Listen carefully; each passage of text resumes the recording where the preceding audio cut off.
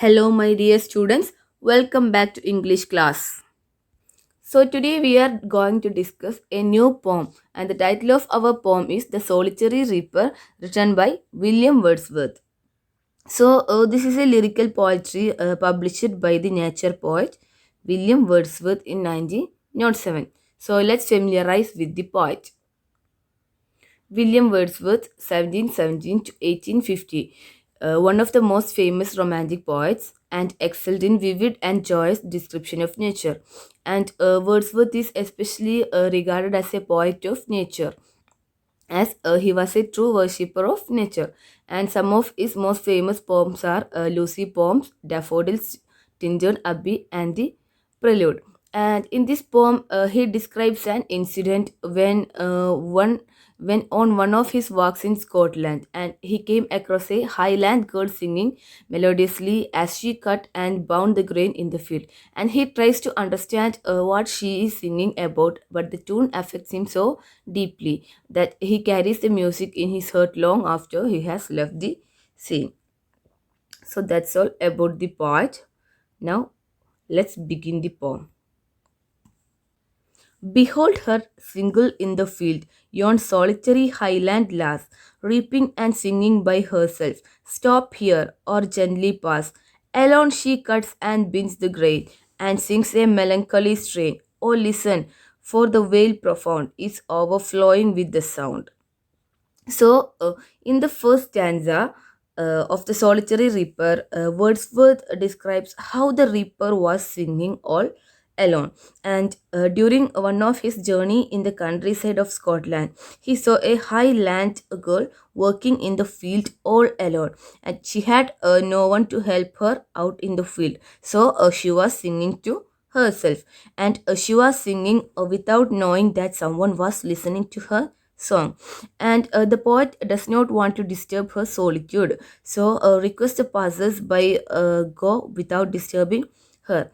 And she was immersed in her work of cutting and binding while singing a melancholy song. So for the poet, he is so struck by the sad beauty of her song that the whole valley seems to overflow with its sound.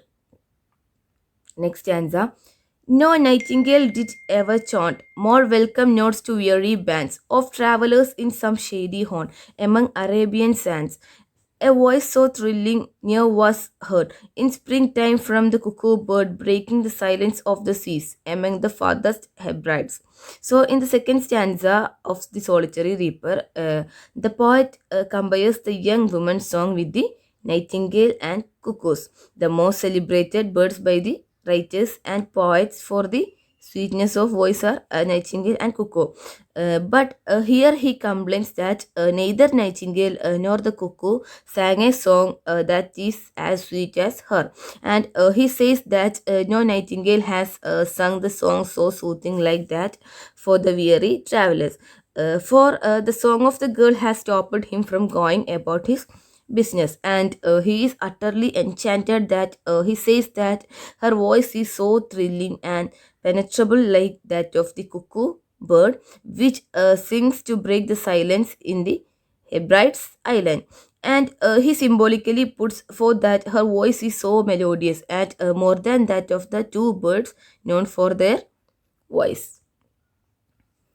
Will no one tell me what she sings? Perhaps the plaintive numbers slow, for old unhappy far off things and battles long ago. Or is it some more humble lay, familiar matter of today, some natural sorrow, loss, or pain that has been and may be again?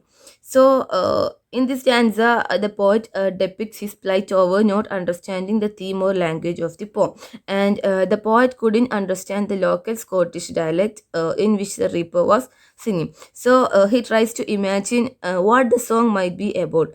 And given that it is a plaintive number and a melancholy strain, and he speculates that her song might be about some past sorrow, pain, or loss of old unhappy things, or battles for long ago.